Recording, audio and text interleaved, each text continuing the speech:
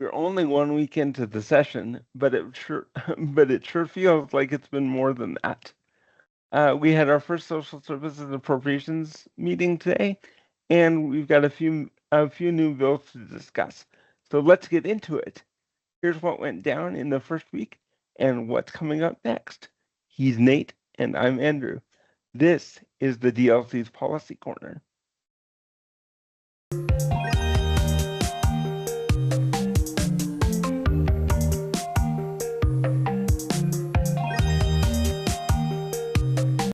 As Andrew said, we had our first social services meeting, and boy, do they have a list of items they could cut.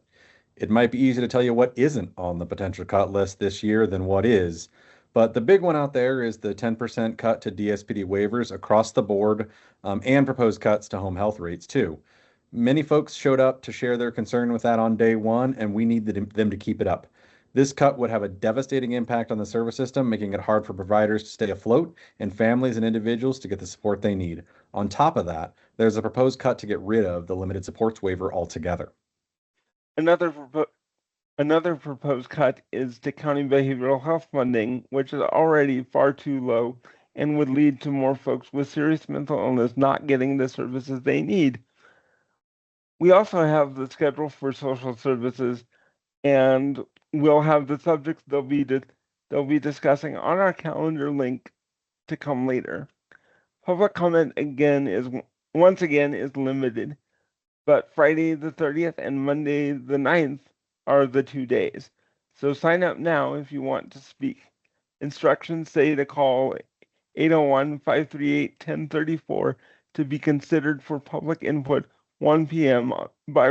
on the one business day before the meeting.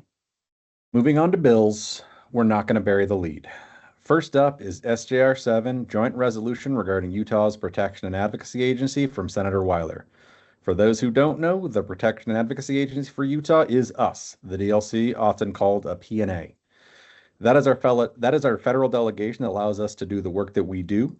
This resolution directs the governor to review our designation and start the process of redesignating the PNA if warranted.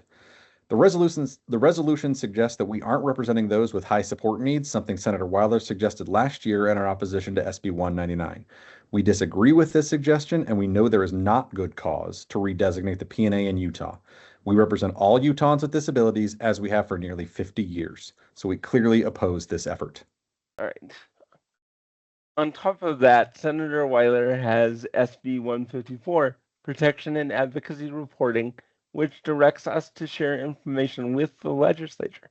We would also be tasked with holding 3 meetings throughout the state each year to hear from constituents. We currently hold a public hearing every year for this reason, consistent with our obligations under federal law. While we are more than happy to share our reporting with the legislature if they ask, we do think adding requirements to our work without additional funding is a lot to ask from the state. Finally, Senator Escamilla has SB 181 School Discipline Amendments, which is another attempt to better regulate the use of seclusion rooms in the state. It creates a set of standards that ensure better safety and oversight in seclusion rooms, including requiring video and audio recording of them with 1-year retention policies. It also establishes a grant program to help school districts pay for these modifications, but prohibits their use for building new rooms. While we firmly believe seclusion rooms should be banned outright, this is a positive step to ensuring safety of students when they are used. Not gonna lie, that's a lot for the first week. But next week kicks off with a bang, as Disability Advocacy Day is on Monday with a full day of events, including training, a march, and rally, and finishing up with a reception in the evening where you can talk to legislators. Check out our social media for details, links for that on our website, coming up in a sec.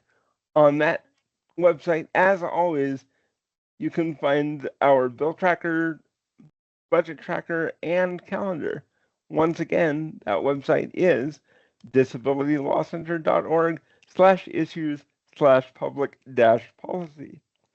We'll be back next week. We'll be back next week if we make it to let you know what went down and what's coming up. Thanks for watching.